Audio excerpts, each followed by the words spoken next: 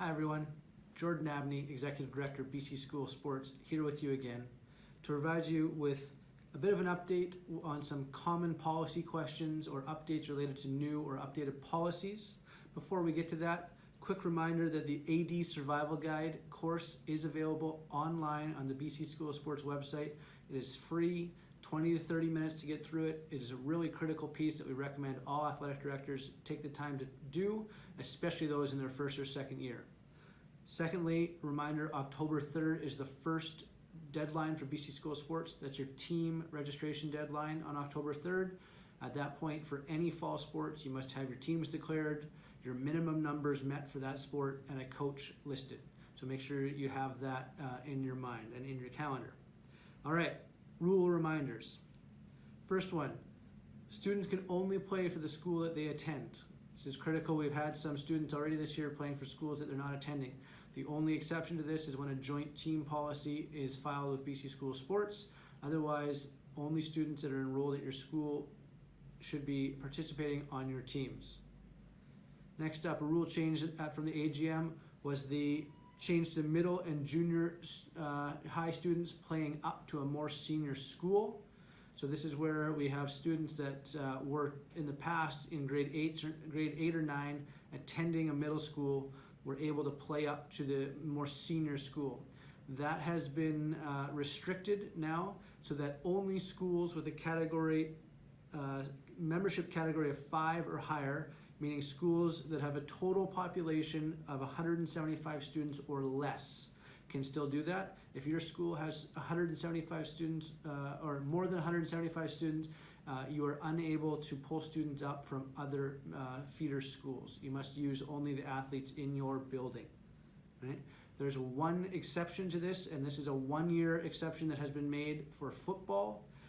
This year only, grade 9 students, so it doesn't apply to grade 8s, but grade 9 students that are in a middle school may play up to their direct feeder school. So they can't choose to go to any school. It must be their direct feeder school. They're able to play and only in the sport of football for this year. Right? This is a one-year exemption just because of the timing of when the motion came in relative to when spring football had already happened. So it's a one-year exemption, football only, grade 9s only can play to their direct feeder school for this school year. Next, international and boarding students. Just some clarification. If you have any students that are either here internationally, as in they don't meet residency and they have come from outside of Canada, obviously, or are in a boarding environment. First of all, they cannot have graduated from a high school program. If they graduated from their high school program in the previous country, they're not eligible to compete in high school sport here. Secondly, if you have an international or boarding student, make sure you're submitting the international boarding student form to BCSS to grant them eligibility. On that form, you must be verifying that their student or the family has not received any form of financial aid. There's some discussions ongoing about this motion. At this point, the motion is in effect. If there's any changes to that or modifications, we will make sure the membership knows, but at this point, that is the motion and the policy that it is standing. Lastly, if you have a international boarding student that has previously been in BC and now is going to your school as their second school within BC School Sports, they are subject to all transfer rules. So once they come as an international student, they receive their eligibility. If they transfer to a different school, all transfer rules do apply to them. Okay. Form submissions, little tweak this year. A member school may only submit one school declaration or eligibility application, so one or the other, per student per year. Past years, we've had multiple schools submitting multiple forms for the same student, trying to see what might work. If you need some help, call our office. We'll give you the best options and your best case to submit to the eligibility officer or the appeals committee. But what we're trying to prevent is doing the same paperwork for students 3 or 4 times. So you're restricted to one submission per year per student. Obviously, if that's denied, you still have the ability to appeal after that. Eligibility applications. Look through the transfer section. There's a whole list of why a student who transfers into your school might be eligible without having to sit out a full year. Things like change of principal residence, parent-to-parent move.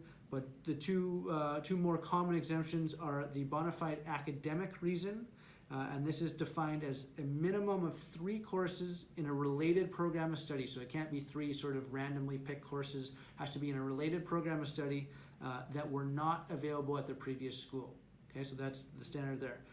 New clarification on that rule this year.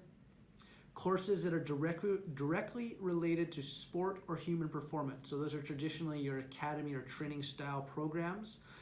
Those courses that are sport or human performance related are not eligible to be considered when looking or applying for a bona fide academic transfer.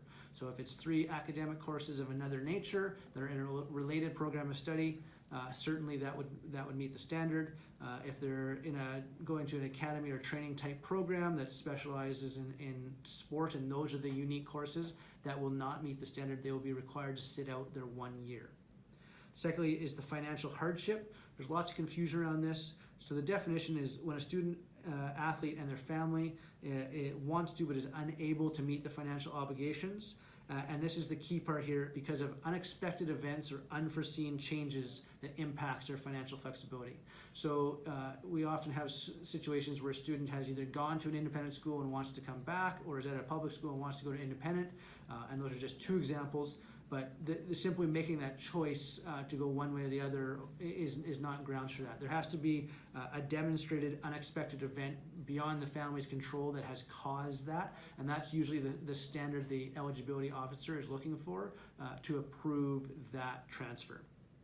A couple more. Member schools, teams, your teams as a member school, you're prohibited from playing club or community-based teams. As a member school, you must play other high school teams that have the same sanctioning as we do. So that basically any member school in BC School Sports, obviously go ahead and play them. If you're playing out of province or going down to the States, traveling internationally, there are sanctioning forms that you must submit that will allow us to verify that those are school teams. Lastly, talking about the clarification in teams scrimmaging outside the season of play. Basically, teams are prohibited from scrimmaging outside the season of play. A scrimmage has been clarified and is now defined as a school or coach organized activity with student athletes from multiple schools or teams present participating in one of our BCSS activities against one another under the guidance or supervision of coaches, where officials may or may not be present or score may or may not be kept.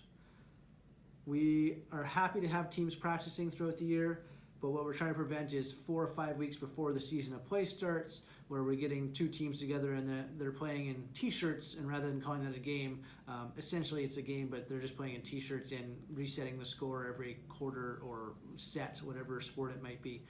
That's now prohibited. So I want to make that clear that any sort of Team A versus Team B or School A versus School B activities outside the season of play in a supervised or organized fashion is prohibited. That's all for the updates. Thanks so much for your time. As usual, if you have any questions regarding BC School Sports, please don't hesitate to reach out to our office. We are here to help you, and we wish you all the best for your fall season. Thanks.